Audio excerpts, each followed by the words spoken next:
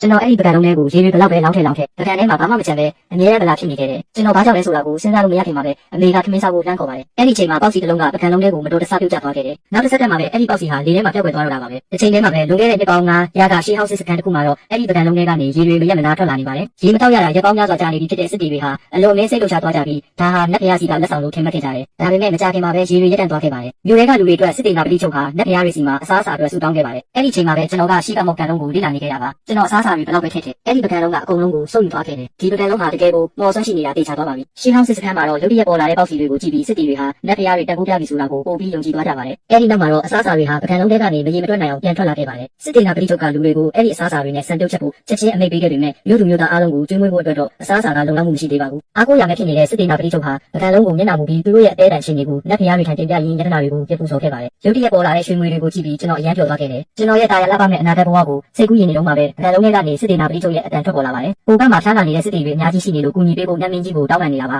ဒါနဲ့ကျွန်တော်လည်းအိမ်မှာရှိတဲ့ဆေးဝါးတွေအကုန်ယူလာခဲ့တယ်မထင်မဲ့ပဲကျွန်တော်ဟာရှင်းဟောင်းခက်စီကိုတိုက်ရိုက်အချိန်ကြီးနေရောက်ရှိသွားခဲ့ပါတယ်ကျွန်တော်ကိုယ်တိုင်ဆင်းသက်လာတာကိုမြင်တော့စစ်တီတွေအားလုံးဥညွတ်ကြပြီးသူတို့ရဲ့ရဲဘော်ရဲဘက်တွေကိုကယ်တင်ပေးဖို့တောင်းပန်ကြပါတယ်ဒါပေမဲ့ကျွန်တော်ကယောဂတွေကိုဘယ်လိုကုရမလဲဆိုတာမသိဘူးလေအဲဒါကြောင့်သူတို့ကိုဒဏ်ရာတွေကိုအိုင်အိုလင်းရဲတော်ဖုန်းနဲ့အရင်ပိုးသက်ထားဖို့ပဲပြောနိုင်ခဲ့ပါတယ်အဲဒီနောက်မှာတော့ကျွန်တော်ပြန်သွားပြီးဆရာဝန်တယောက်ကိုမေးဖို့ကြံရွယ်လိုက်ပါတယ်ကျွန်တော်ကိုခိတိကာလာစီတန်ဖို့ပေးဖို့စစ်တေနာပတိချုပ်ကိုပြောပေးမယ်ကျွန်တော်ဘယ်လိုရောက်လာလဲဆိုတာကိုသူလည်းမသိပါဘူးအခုတော့အားလုံးပြီးတော့ပါပြီကျွန်တော်ဟာရှေးဟောင်းခက်ထဲမှာပဲပိတ်မိနေပါတော့တယ်